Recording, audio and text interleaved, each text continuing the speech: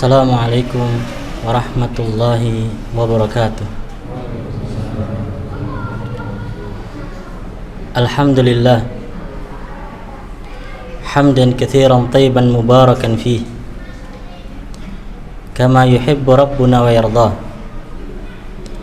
Ashhadu an la ilaha illallah wahdahu la syarikalah wa ashhadu anna Muhammadan abduhu wa rasuluh sallallahu alaihi wa ala alihi wa sahbihi wa man tabi'ahum bi ihsanin ila yaumiddin, amma ba'd.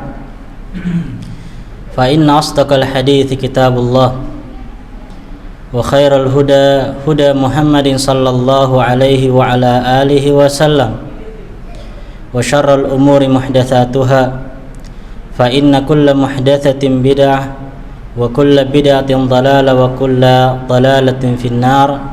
A'adani Allah wa iyyakum minan nar. Para jamaah sekalian yang mudah-mudahan dirahmati oleh Allah Subhanahu wa taala.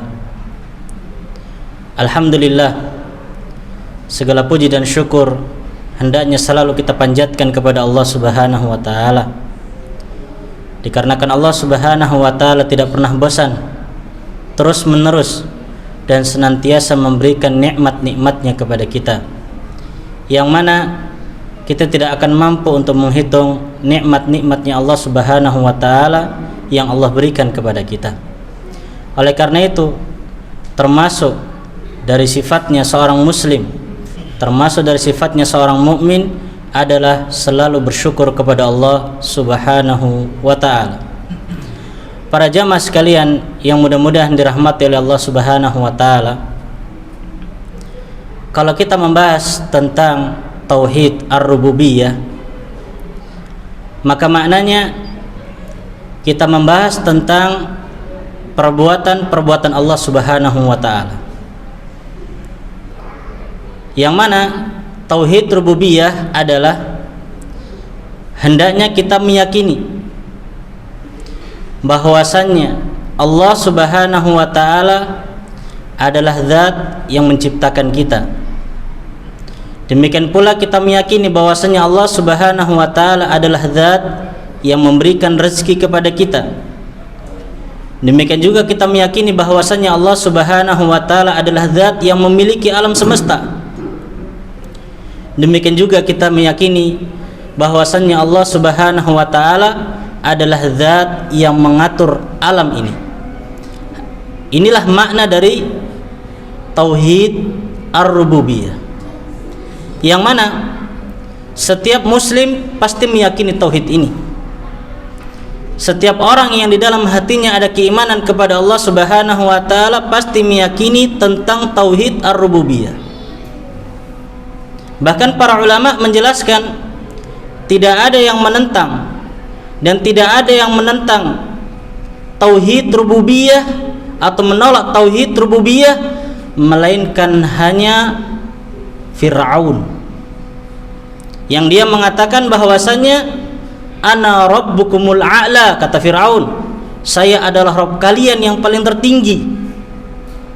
Adapun selain Fir'aun dari kalangan semua manusia yang beriman tidak akan pernah mengatakan seperti perkataan Fir'aun, dan bahkan mereka meyakini bahwasannya Allah Subhanahu wa taala adalah zat yang menciptakan, adalah zat yang memberikan rezeki dan segalanya.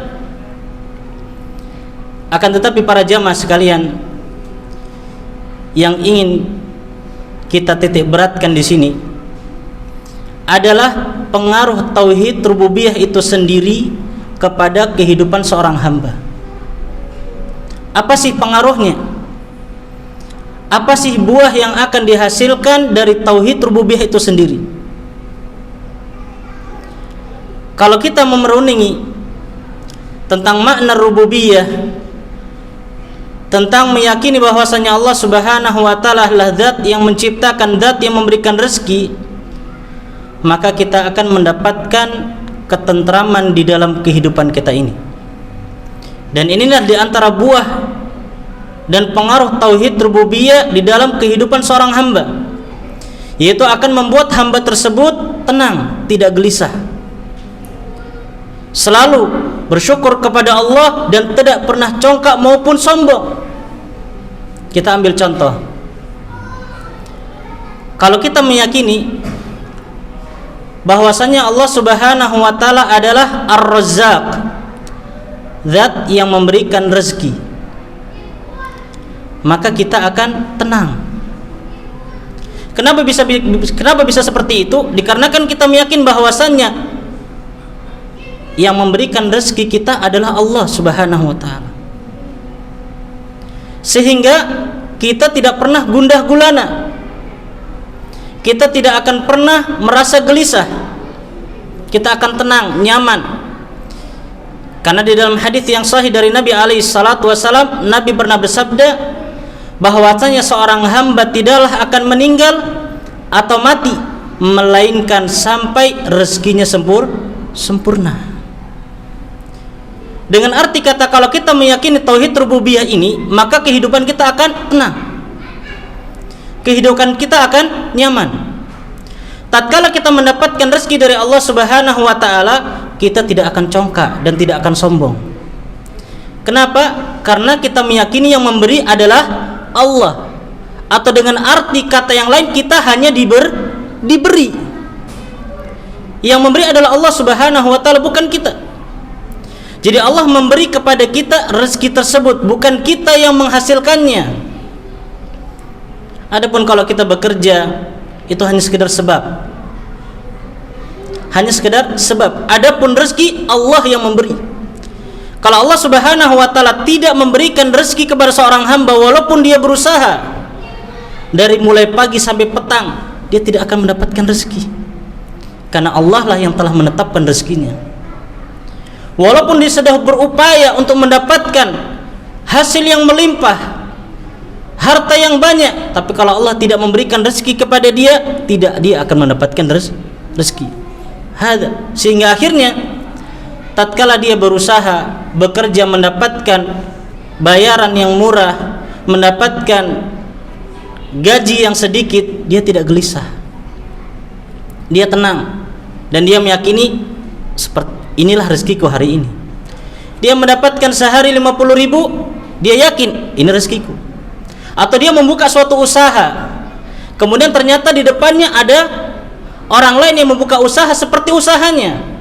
Kalau dia memiliki tauhid rububiyah yang kuat kepada Allah, dia tidak akan gelisah. Kenapa? Dikarenakan rezeki Allah yang mengatur. Walaupun banyak yang membuka usaha yang sama, tapi rezeki tidak pernah bisa ditiru. Usaha bisa ditiru, akan tetapi yang namanya rezeki tidak pernah bisa ditiru. Ini kalau orang tersebut yakin kepada tauhid rububiyah.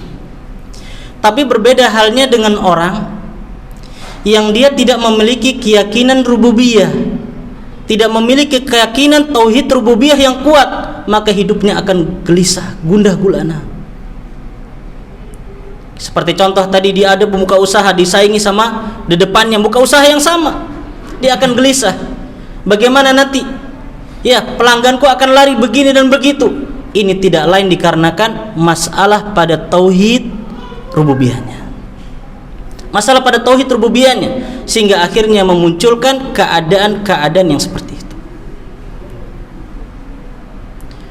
Demikian pula orang yang tauhid rububiyahnya kuat, dia tidak pernah akan sombong. Walaupun mendapatkan rezeki yang melimpah, dia tidak pernah akan sombong, karena dia yakin bahwasannya dia hanya dititipi oleh Allah Subhanahu wa taala. Sekarang kita ambil contoh tukang parkir. Pernah nggak tukang parkir itu sombong dengan kendaraan-kendaraan yang diparkirkan di tempatnya?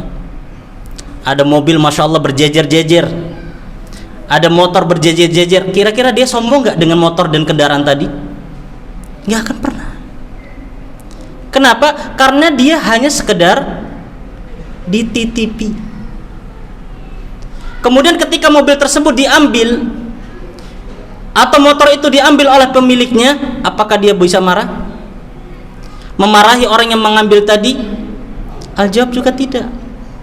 Karena dia meyakini bahwasanya dia hanya sekedar dititipi, itu bukan barang dia. Itu bukan kendaraan dia. Demikian pula keadaan seorang yang beriman kepada Allah dengan tauhid rububiyah, dia tidak akan pernah congkak. Dan jangan pernah sekali-kali congkak dengan nikmatnya Allah Subhanahu wa taala. Ingatlah kisah Qarun. Dia sombong dengan hartanya yang melimpah. Dia sombong dengan kekayaannya yang melimpah. Bahkan dia mengatakan bahwasannya semua saya dapatkan ini karena jerih payah saya, dikarenakan kepintaran saya. Apa yang Allah berikan kepada Qarun? Allah tenggelamkan dia beserta hartanya ke dalam bumi. Karena dia congkak dan tidak mensyukuri nikmat Allah, tidak meyakini bahwasannya Allah lah yang memberikan rezeki kepadanya. Bahkan jamaah sekalian, kalau orang itu memiliki tauhid rububiyah yang kuat, dia akan selalu tenang. Allah katakan di dalam Al-Quran, ala bidzikrillahi tatmainnul qulub. Ketahuilah, dengan mengingat Allah Subhanahu wa taala maka hati itu akan tenang. Ini apabila orang tersebut memiliki tauhid rububiyah yang benar, memiliki tauhid rububiyah yang kuat di dalam hatinya, maka dia akan tenang dan bahagia. Oleh karena itu para jamaah sekalian yang mudah-mudahan dirahmati oleh Allah Subhanahu wa taala, mari kita mengoreksi kembali tauhid rububiyah kita kepada Allah Subhanahu wa taala, keyakinan kita kepada Allah Subhanahu wa taala, sehingga keyakinan kita kepada Allah bisa menghasilkan ketenangan kepada diri kita dan bisa membuat kita semakin dekat kepada Allah Subhanahu wa taala. Kita memohon kepada Allah Subhanahu wa taala agar selalu dimudahkan untuk mengingat Allah Subhanahu wa taala dan agar dimudahkan untuk selalu bisa mendekatkan diri kepada Allah Subhanahu wa taala.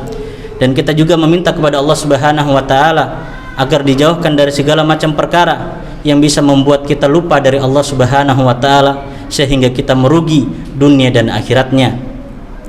Rabbana atina fid dunya hasanah wa fil akhirati hasanah wa qina adzabannar. Aqulu ma sami'tum wa astaghfirullah innahu huwal ghafurur rahim wa akhiru da'wana anil hamdulillahi rabbil alamin. Subhanakallahumma bihamdik asyhadu an la ilaha illa anta astaghfiruka wa atubu ilaik. Assalamualaikum warahmatullahi wabarakatuh.